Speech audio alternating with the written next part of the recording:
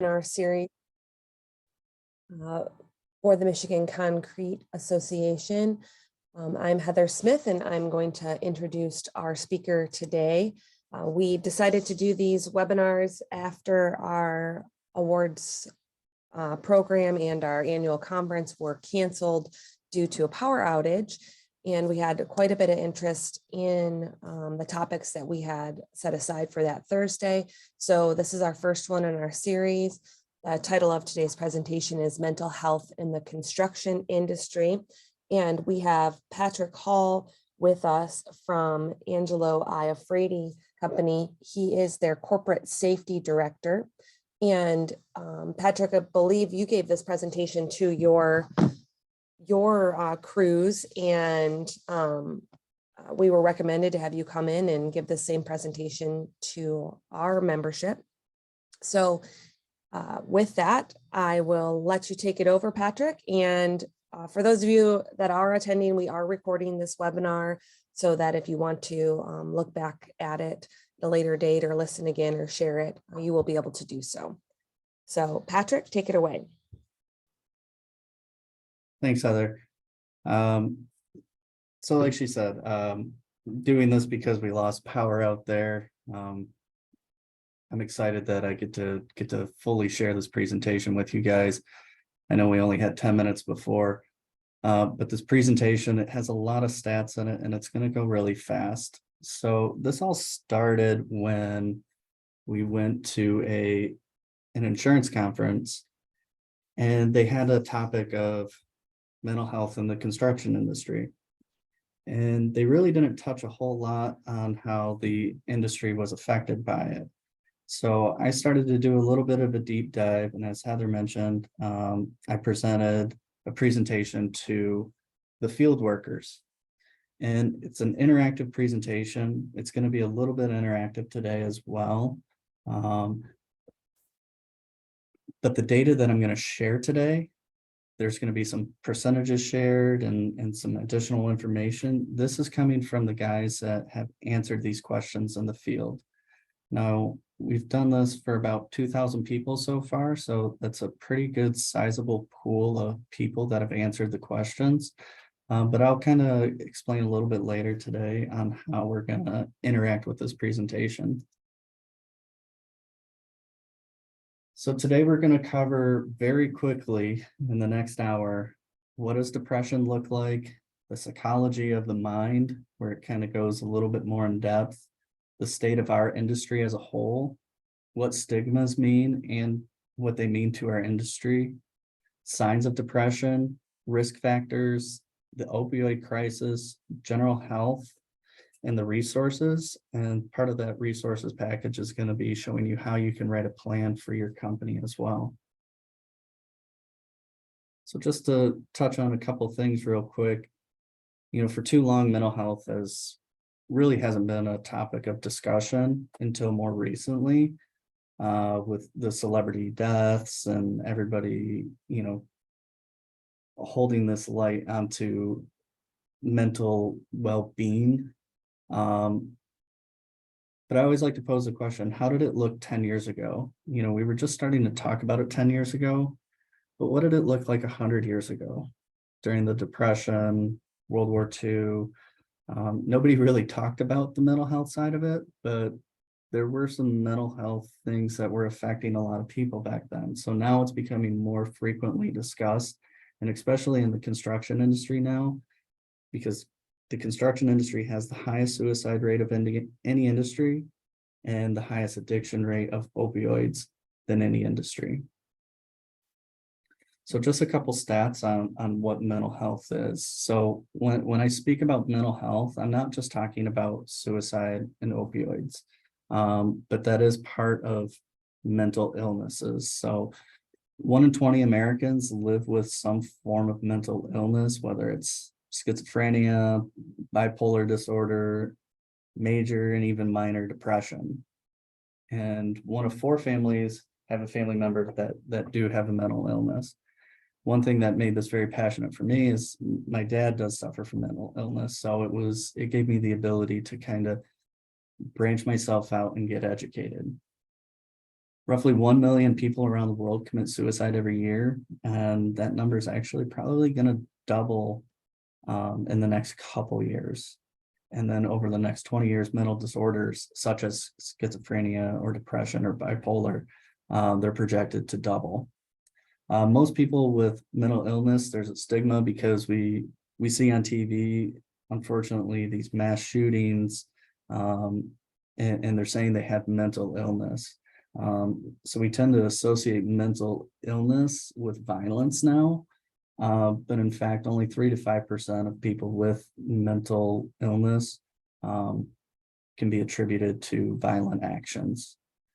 And then just as far as our industry goes, people with mental health problems, they're just as productive as other employees. There's been plenty of studies done, and they show that those people that do have mental illness are some of the better workers out there. So what does mental health look like, and mental health in general? Most of the time we associate, isolation, dark, people just not being themselves fully. But it can also look like this. You have Anthony Bourdain, you have Robin Williams. Both of these suicides came at a shock to most of us, I believe. Robin Williams always seemed happy, but he kept sheltered and he kept to himself, and he really didn't share a whole lot about what he was going through. So there's the psychological aspect when it comes to mental well-being. There's a bunch of different perspectives. There's about 30 different perspectives, but I think these 5 are the major ones that contribute to our industry. So you have first the biological perspective, where the body is impacting the mind. It's based on the idea that there's a biological process like genetics or hormones that play a crucial role in shaping the behavior of people. But let's talk about the injury side of it too. When somebody gets injured on one of our projects, say they break a leg and they have to go get surgery, that really does change the entire aspect of their mental well-being, because now they're not getting a paycheck, they're feeling isolated, they're sitting at home, they're not being able to provide. So it really does mess with their mind. There's the psychodynamic perspective, which is the personality side. It's taking childhood experiences and shaping that behavior into who you are. So basically what it is your past can shape your future. Then there's the behavioral perspective, and this kind of observes behavior and the environment shaping your actual behavior at that time and the mental process. So what you do and the people you keep really do affect how you react to certain situations or other people. Then there's the cognitive perspective. It's all about integrity, doing what's right, doing the proper things at the right time. The cognitive side tends to deal with more rational thinking, perception, memory, and attention, and that really does shape that mental process as well. And the last perspective is a humanistic perspective, and that's just you doing good for others, free will, personal growth, and doing what's right at all times. So I'm going to dive into a little bit of the statistics side of it now. In 2020 per OSHA, there was about 5,320 workplace deaths. And of that, 1,000 were work-related or construction-related. Now, this is during the COVID years where OSHA was tracking the work-related COVID deaths as well. So that number is a little bit higher. But we have what we like to call in the safety industry, the fatal 4. You have your falls, your caught in betweens, your struck bys, and electrocutions. Now, there's about 10 million construction workers in the United States right now. So when you kind of break that down, 0.001% of our industry dies because of construction-related deaths each year. With that comes about 150,000 reported injuries, which is about 1.5%. And then there's that unreported injuries. There's always unreported incidents, unreported injuries, and that's roughly about 5% of the industry. Whether it's just a scrape on the knuckle, a little cut on the arm, a rolled ankle. But I like to pose the question, why is there such a difference in the unreported injuries, the reported injuries? And it's because there's a stigma out there. People just say, well, this is just part of the job. They can self-diagnose it, they can slap a Band-Aid on it and make it feel better. So we're going to really go into a deep dive here about the stigma and some of the stats that the field representatives that have answered these questions and what they think. I have a Slido that's coming up. It's going to pop up here on the next screen. Feel free to use your phone to participate. You don't have to participate if you don't want to. You don't have to download an app. It's all anonymous. So I will leave this up for about 30 seconds and you can feel free to join. But as you're scanning that, like I said, the original presentation for this was for field level personnel. This is more of a management level presentation, so we can take a deep dive and to see what those people are actually saying about their history with mental illness, or if they've had it before, and what their thought process is when they answer these questions.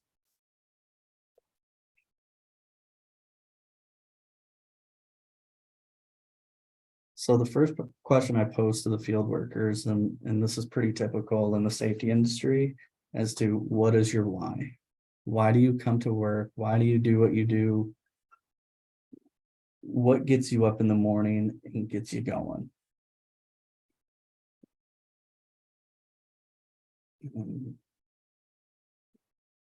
Don't see anybody participating, so we'll jump. Oh, there's one. Family. Family is the number one answer that they've said. Family, paychecks, and hunting. There were some other answers up there, but we can keep those safe for now. But family is the number one reason. Next question. At any point of your life, have you suffered from depression or thought about committing suicide? And this question is kind of interesting when you see the results from what our workers in the field think.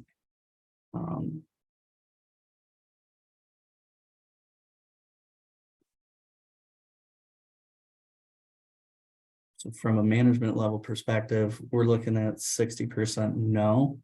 This is a small pool naturally with only 6 participants, 50-50 now.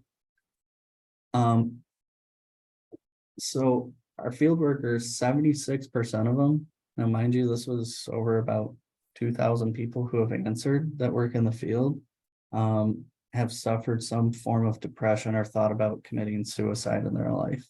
That's a huge number. If you take that 10 million people in the industry and you kind of shape it to these results, you're looking at 7.5 million people that have suffered from depression or thought about committing suicide in our industry. So then we pose the next question to them. At any point of your life, do or did you know someone that has suffered from depression or suicide? And when we initially posed this question, it was quite shocking, at least to me, the results, management level, 100%. In our industry, 94% of the workers have said that they knew someone that has suffered from depression or suicide. And that's quite a high number considering it touches everybody. Mental health affects every single person, whether you know them or not. It affects them in a big way. So earlier we were talking about the suicides and them being such a high rate. 48,000 people die each year just in the United States alone from suicide. That's about 132 per day. But when you start to actually break down the data and start looking at the attempts, It's roughly 4,000 people attempt suicide each day, with just under 2 million total each year. That's unreported and reported. So let's look at the construction side of it. Of those 48,000, 5,330 are construction workers. There's 14 construction workers per day that commit suicide. And when you start to look at the attempts and the projected and unreported, and what I mean by unreported is sometimes somebody will take a bottle of pills trying to attempt suicide, and they'll wake up the next morning and they'll go to work. They won't share that. So 213,000 attempts per year. And when you actually break that down, that's 2% of our workforce each year that attempts suicide. And I know that seems like a very high number, but giving this presentation multiple times in front of multiple people, there's sometimes people that'll stand up in the middle of the presentation and say, yes, that's me. They'll show their scars, or they'll come up to me afterwards and say, yeah, I was thinking about it a couple months ago. I wanted to kill myself. Thankfully, I had my family and I got some help. So when we find out these stats, I want to keep doing a deeper dive with the field guys. I say, why do you think the suicide rate is so high in the construction industry? And these were their top answers. There's a small labor pool. We all know that. There's scheduled deadlines. It's high stress work, drugs and alcohol abuse. There's long work hours and job variables, and there's time away from family. Now, the number reason of what is their why is family, but one of the number one reasons why the suicide rate is so high is because time away from family.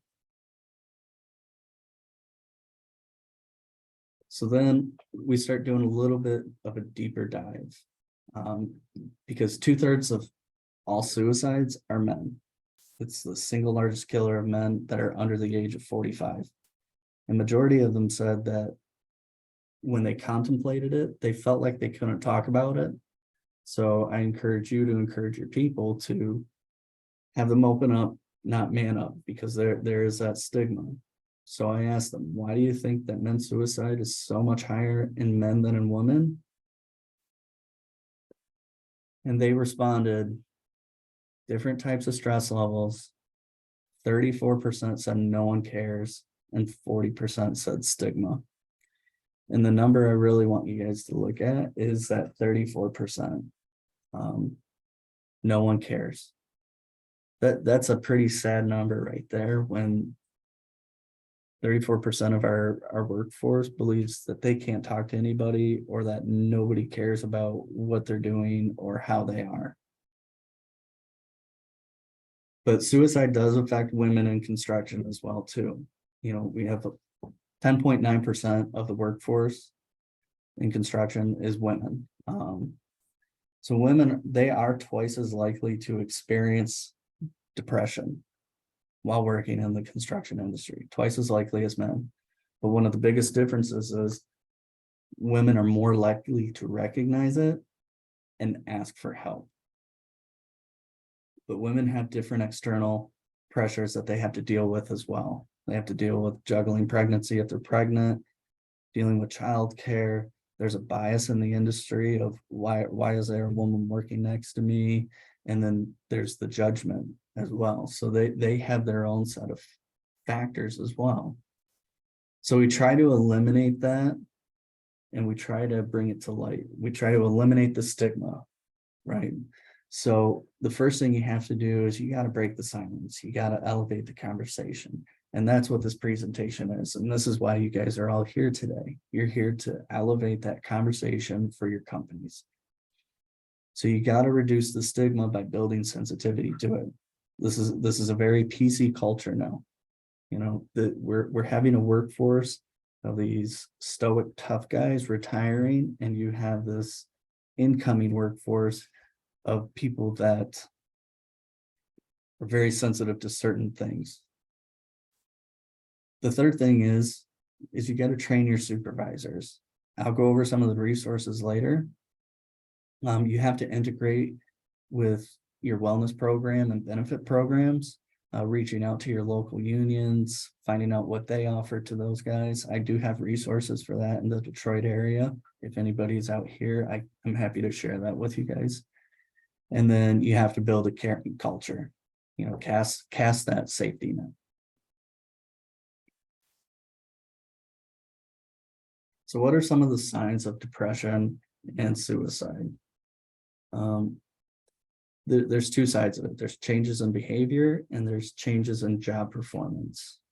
The changes in behavior, people tend to act more anxious and agitated. Their alcohol and drug use is increased. That's why the supervisor training is important, so they can recognize that. Majority of these people, they see the guys next to them all day more than they do their families. So they really get in tune with how people are and how they interact with others. When they talk about feeling trapped, saying things like, I can't do this, I don't want to go to work, they're just depressed. Appearing sad, they have frequent mood swings, and their sleep pattern changes. They're more tired. They may sleep 2 hours a night, or they may sleep 12 hours a night. It really does fluctuate. But you have to notice the key factors in the job performance as well. So you have a decrease in performance, problem solving, self-confidence, and productivity. But there's also an increase of tardiness, conflict with others, and the big one is an increase in incidents and near miss. I don't know how you track incidents at your companies, but that's a great way to see the changes in people. If you see them consistently having multiple incidents, and if it's especially somebody who hasn't been having a lot of incidents in the past, all of a sudden they're having 4, 5, or 6, that's a sign that you may need to reach out to them and see where their mind is at. Now, there's a bunch of key factors. We'll touch on each one of these. So the first one is a perceived burdensomeness, the feeling of the world is going to be better off without me. And it refers to a belief that one is a burden onto others, and it can contribute to their suicidal thoughts or their depressed behavior. And the first one on the list is chronic pain. It can lead to feelings of hopelessness and a sense of burden on their coworkers. But it's not that straightforward sometimes. When I say chronic pain, chronic means 8 weeks or more pain. And there's different strategies people use to cope with those, such as opioids or just continually taking pills, or drinking. With the schedules that people have in the construction industry, people are more likely to mask the problem than go to the doctor because they don't want to miss out on that paycheck. Then there's the pressure of the job. We talked about that a little bit earlier, but pressure of the job in construction may lead to stress and feelings of being overwhelmed. It can be influenced, though, by factors of job satisfaction, if they have that social support, and other types of positive coping mechanisms. Then there's the promotion of supervisors without training. And again, that leads to a lack of support and guidance for employees. When you promote somebody that doesn't have the training to do that job, they tend to lash out at the people below them and blame them. It's a leadership type of thing. And then there's the skilled gaps and feeling stuck. There's those guys that feel like they should be the ones being promoted, but they're not. So they're feeling like they're a burden to the company and that it would just be better off without them.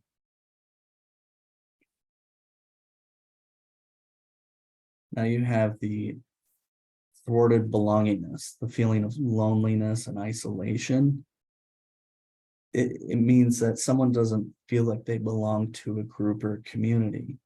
And that stoic, tough guy, the belief should be they cannot express their vulnerability or seek social support. Then there's the geographic nature of the projects. as we discussed earlier, these guys take a lot of time to drive to some of our jobs. Some of them have to spend time away from their families, especially if they're on a job 2-3 hours away. They're sitting in a hotel, they're feeling isolated from the people that they care about the most. And then there's potential layoffs where people constantly in their mind think if they screw up, they're going to get laid off. With the nature of construction, winter usually means layoffs. And a lot of these guys go paycheck to paycheck to paycheck already. So they have that sense of not feeling connected to continue the work year round. And then lastly, there is the acquired capacity for suicide, that feeling of, well, we're not afraid to die. They've been desensitized to physical pain and fear of death. And that's when opioids can play a big risk. They increase the risk of suicidal behavior, and with repeated exposure to opioids, that can affect their desensitization to physical pain and ultimately lead to addiction. And same goes for substance abuse. It desensitizes that physical pain and that fear of death. I want to touch on veterans a little bit more here. Veterans in the construction industry, they already are at high risk, right? But now that they have a sense of belonging back in the working world with construction, they're both similar in that there's the stoic tough guy mentality. They don't feel like they can talk to anybody. Male veterans in the construction industry are actually 65% higher risk of suicide compared to the non-veterans in the industry. And one of those contributing factors is among veterans in construction is that culture of the toughness and the stoic tough guy. And this can make it difficult for the veterans in our industry to seek out help for mental health issues. And honestly, for veterans, we see these signs, get help here, get help, but there's really not a lot of resources for veterans to get mental health care. So I want to talk about what it feels like, these people that are in pain and having these suicidal thoughts. So if you've ever stumped your toe on the corner of a desk or a table, and that initial shock in your head of pain where it just, that first 30 seconds, that pain just doesn't seem to go away, that's what it feels like 24 hours a day for some of these guys. It's a lightning storm in their head constantly, and they feel like they can't talk about it. So they just put a smile on, kind of like Robin Williams, and they move on with their day and they deal with pain in other ways. So I want to touch on the fact that you may get a phone call. Now, when I started this presentation, I didn't think I'd get very many phone calls, but I had over 40 workers at our company alone that reached out to me.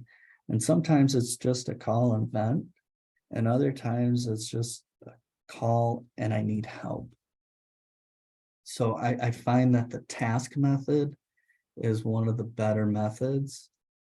So T, it stands for tune in. You have to pay attention. Has their behavior changed? Are they not as talkative or as engaged as they normally are?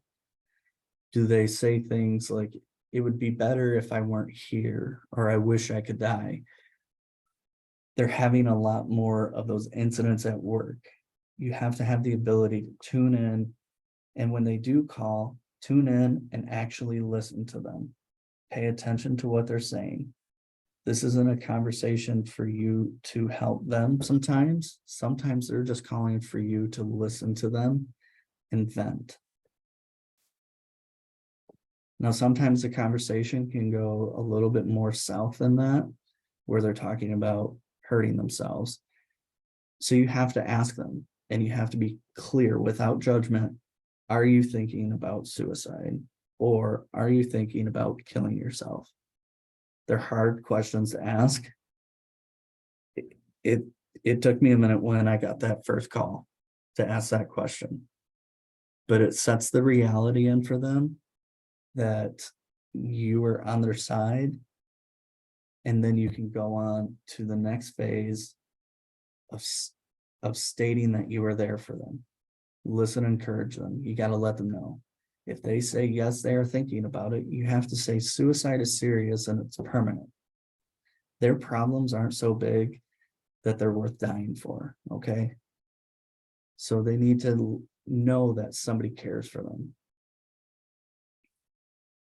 And then lastly, you got to connect them to the care that they need. You're not a doctor. I'm not a doctor. We don't have to be the one that solves their problems, but you can give them access to help for somebody else to help them solve those problems. I want you to take a minute and think, if you ever get that call, out of all the people in their phone that they could call, they're calling you, and they're calling you for a reason. You may not know that reason, and don't lose sleep over trying to figure out what that reason is, but if they call you, they're looking for help. There's a stigma out there. Well, if they're saying they're going to kill themselves, they're just looking for attention. Yeah, that is exactly what they're looking for. They're looking for attention. They're looking for somebody to help them. Okay.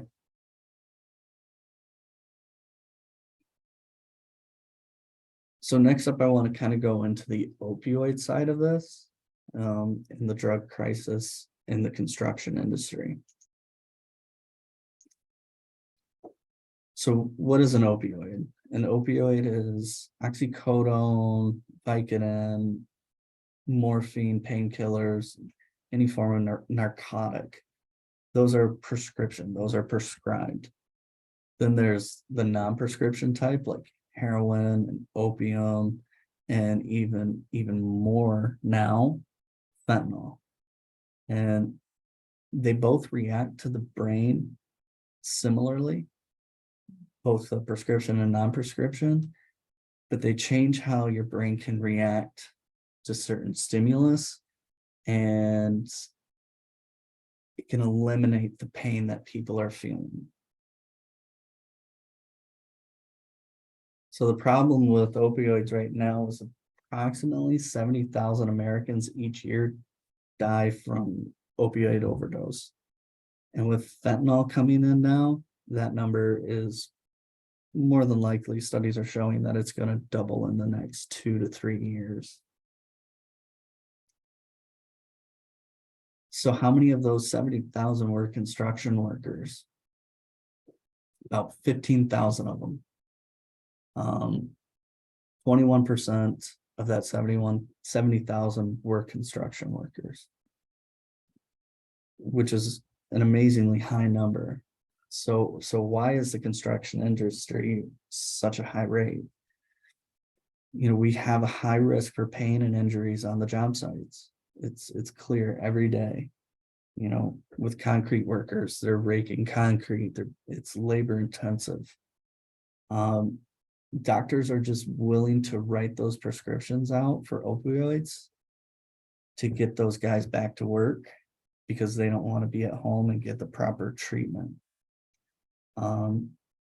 We have these like boom and bust cycles in construction. You know, we have really good years and really bad years, and on those downtrend years, that's when the addiction rates tend to go up. So studies show that over 1/3 of construction workers report back pain. So 3.5 million, and almost 40% of those older than 50 report chronic back pain. Now remember, chronic is lasting longer than 8 to 12 weeks. So construction workers are more likely to receive opioids for those injuries compared to other workers, just because it's so easy to just say, here, take this, you'll feel better. So some of the side effects of opioids, and this is great for supervisors to recognize, people are more drowsy, they're nauseous, their physical dependence on taking breaks, so going into the bathroom, taking a pill, substance abuse and disorder, you know, with withdrawal symptoms and dope sick. and respiratory suppression, which is typically with overdoses. So I want you to think about your kids for a second. If you have kids, they go and get their wisdom teeth taken out. What's the first thing that they tell them to do when they get home? They give them a prescription of opioids and tell them to take a pill. And what that does is it numbs that pain in their mouth, and it actually rewires the brain to say that this feeling is great. This is your new normal. And studies are actually starting to show that after one use of an opioid, just one pill, people can become dependent and addicted. Now, in some cases, taking them for more than 4 to 5 days will greatly increase that long-term use. But when we send a guy in with an injury or a woman in with an injury, or we have, our kids who are taking it because they had surgery to get their wisdom teeth removed, they typically give 14 days worth of pills. So it's like they're setting up people to fail. And studies are now showing that just basic Advil or ibuprofen can have the same effects as taking an opioid. So I never take opioids. I always take ibuprofen and aspirin, and it does do the same for me, but every person and everybody is different. So some of the stats, 21 to 29% of patients that were prescribed opioids tend to misuse them. And of that, 8 to 12% of them develop an opioid use disorder.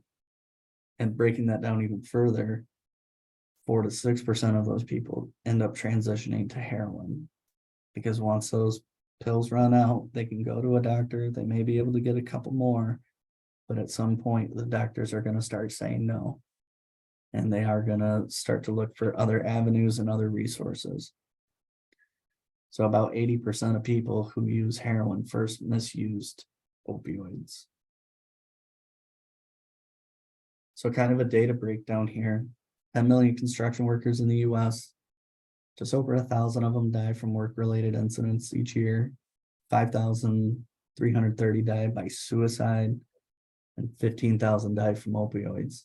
Now, between suicide and opioids, that's 0.2% of our work industry.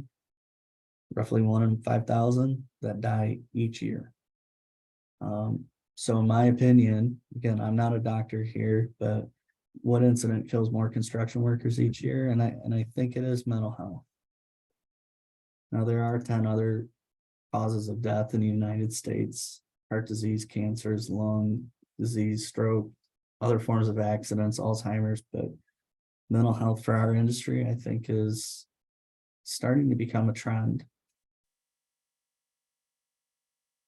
Now, alcohol, we are in an industry that does like to drink.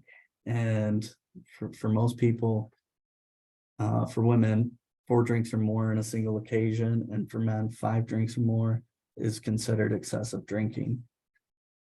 So I got curious and I asked our workers, how many days per week do you consume more than 2 drinks per day? And 44% of the workers I asked that drink more than 2 drinks a day, 7 days a week.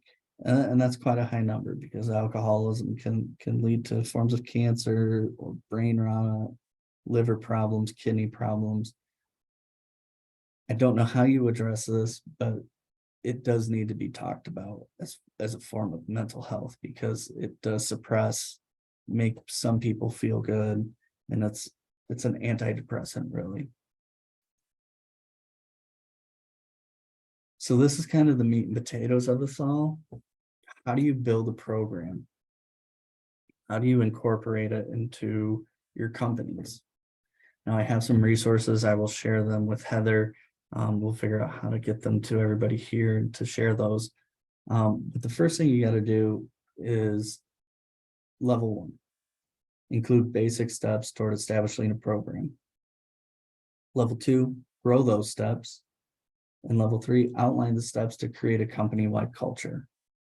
Now, this is outlined from the Construction Industry Alliance. It's a phenomenal website with great resources, has a bunch of toolbox talks. Those toolbox talks become the introduction of mental health awareness.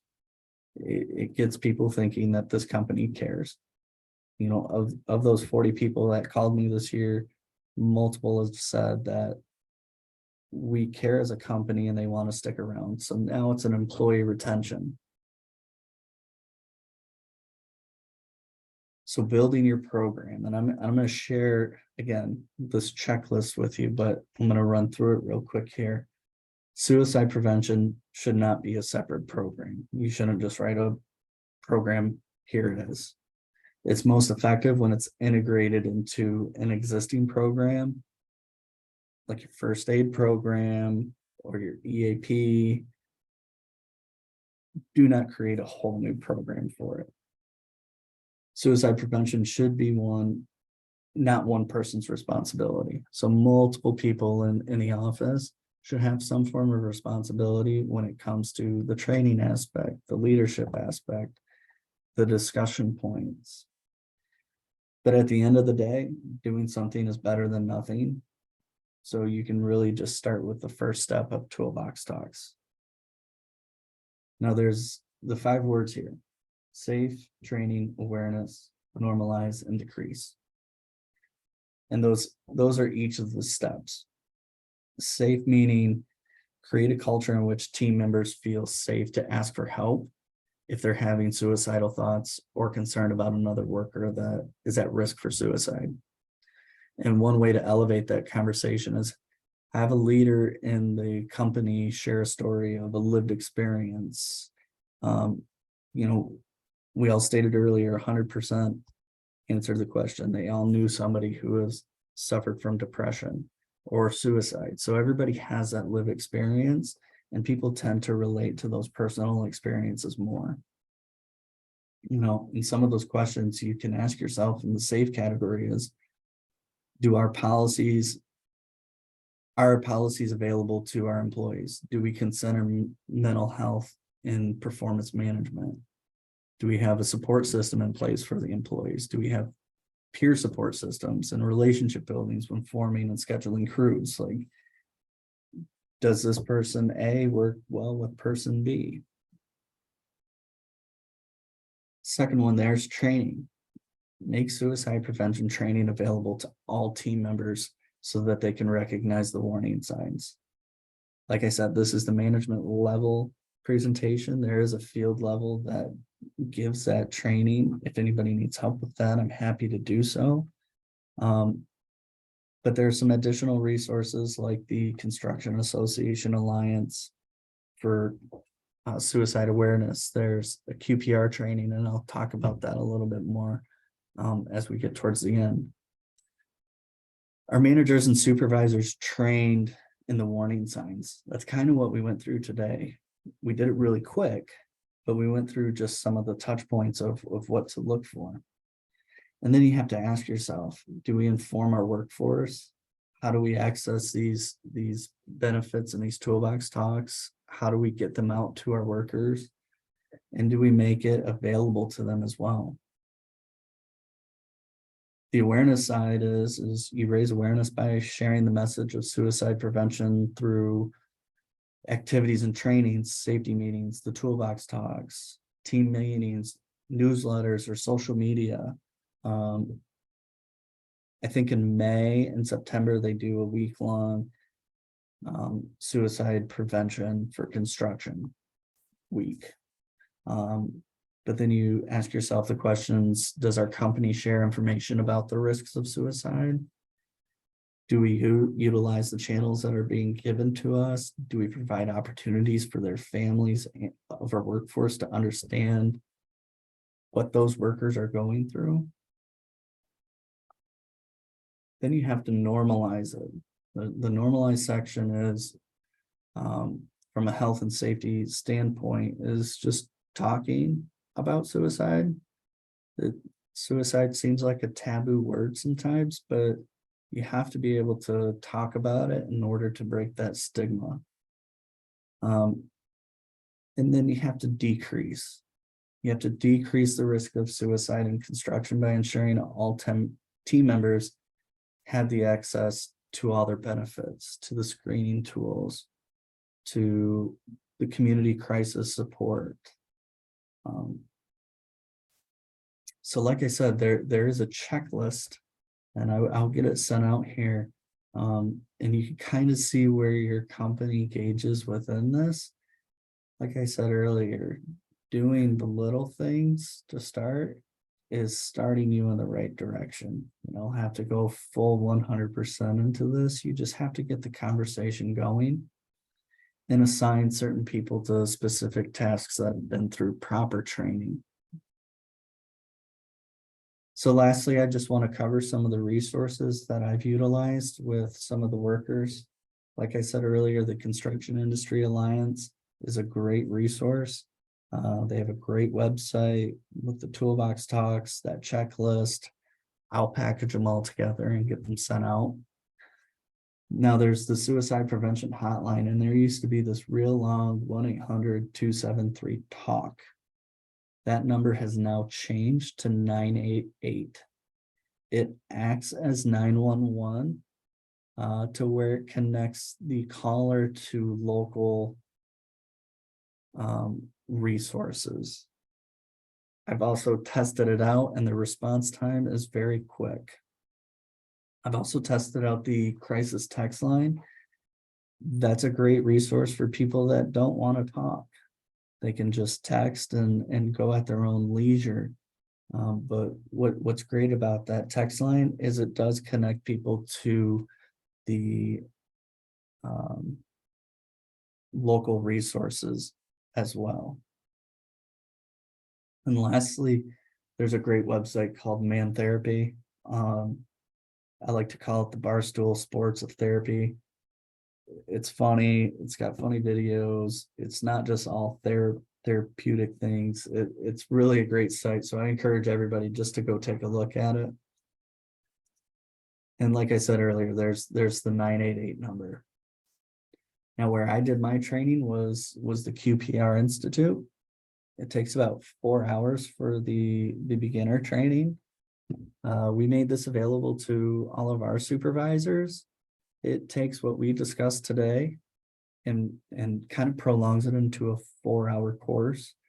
Like I said, today is very quick and some quick hitters, but this QPR site, I believe, is one of the better ones out there. When I took it, it was free due to COVID, but now that COVID's kind of wrapping up, I think they charge about $50 per person. But they give you a book, they give you all the training materials, they give you all the resources, and they give you all the videos. So with that being said, again, my contact information, I'm Patrick Hall. I work with Angelo Iafrate. Here's my email, my phone number.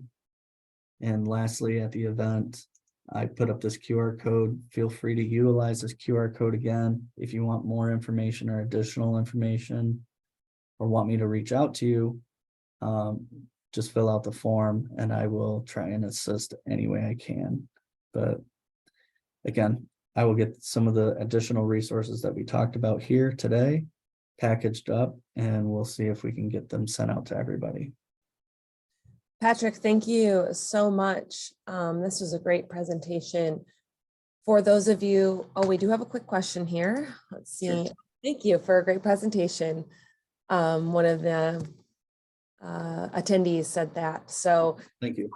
We will send out an email to everyone who attended this presentation with the resources that Patrick will send me. I will send you an email with all of those resources, as well as this presentation will go online in the next, probably hoping to get it up in about a week. And I will include all of his resources on the page with the presentation as well, if that's okay with you, Patrick. And then if you have any questions, you have his QR code there, and he put up his information. So With that, we would like to thank you all for attending. There will be another webinar next Tuesday, and we will be talking about silica inspections. So if you'd like to attend that, you received the link in your email as well. And Patrick, again, thank you so much for being a part of this webinar, and thank you to everyone who attended. Again, if you have any questions, please feel free to reach out to me, Steve, or Patrick, and we appreciate you being a part of this webinar. So thank you, everyone, and we will sign off.